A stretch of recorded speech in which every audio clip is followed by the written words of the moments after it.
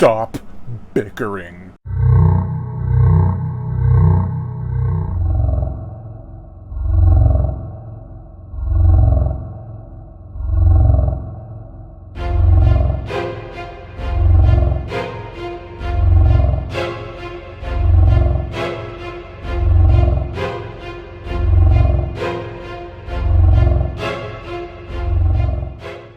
Toxic Shark. This is the fourth movie to premiere during Sharknado Week in 2017. But before we get into it, make sure to check out my book, Chomp, which was written in time, thank God. This is a killer shark book that I wrote, and I'd be honored if anyone would check it out and give me feedback on my second book, my first being Wild Man.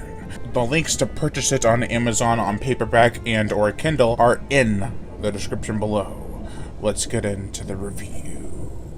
The plot. There's a singles retreat on an island where a shark that spews toxic chemicals is attacking the guests and the employees. So naturally they have to stick together, not fight, and work this out, right? No. They're gonna fight. A charming resort filled with lush scenery on land and sea. That's not enough. Throw some well-built bods in there, too. And make them fight. Not with fists, but with words. I mean, I do enjoy the view, though. I'm not complaining. Understand I'm a guy. Still, having all those attractive people on the water and on land seems like they're trying to compensate for the bad-looking shark. At least, that would make sense if the shark looked bad. While the shark has some interesting characteristics and abilities and design, the characters do little to impress. I don't think the acting is bad all around, but some of the actors and actresses' performances got on my nerves. The humor isn't that bad, however, I wanted to have something a bit more in terms of dialogue, scenarios, situations, and kills. There's a funny scene, though, where they're trying to stop the shark and the guy shoots a harpoon into the girl's leg by accident. I laugh every time. It's more awkward and shocking humor that this film relies on. I mean, Cole Sharpay, who wrote Damn Sharks, came on to direct this film. He knows how to write good characters and to direct a good movie, but the writing by Ashley O'Neil needed a bit more punching up. Cole Sharpay knew how to make characteristics and humor out of a lot of characters. This just seems kind of poorly done. It's not balanced as well. As mentioned before, the location is beautiful.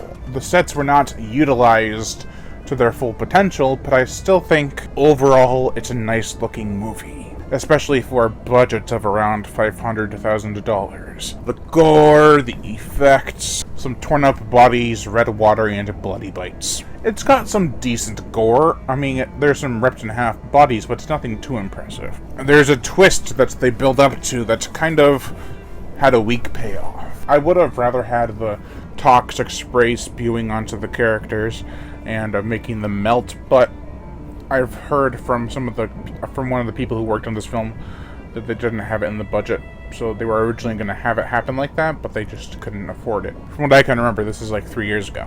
So, speaking of the effects, the shark actually looks pretty menacing, and the CG surroundings are impressive. I also like when the shark jumps on the boat and destroys it and still on top of it. It actually looks pretty good.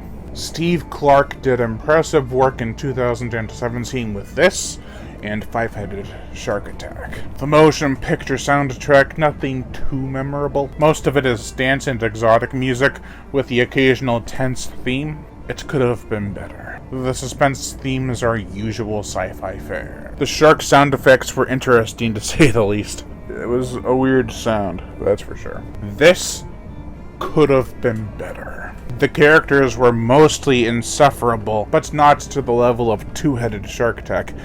Oh god, no. If I were to mention one that I enjoyed, it'd be Reese, played by Eric Itabare. He was pretty funny in a genuine way. The effects were a bit above average, but nothing too mind-blowing. When the shark moves, everything looks natural, and it's just the compositing needed a bit of work. I wish this film was better, I really do, because it had a lot of potential, but what we got was enjoyable enough. Overall, I give Toxic Shark a 1.5 out of 5. Thank you all for watching, and I am Brian Gatto, the horror show host. Make sure to like, comment on, as well as share this video. Like my Facebook fan page and support me on Patreon, where even $1 a month will help keep this channel going on strong, and I'd greatly appreciate it. Also, you get access to my body counts and music videos that you can't get on YouTube because of copyright and age restriction. Also hit that notification bell, and as always, subscribe.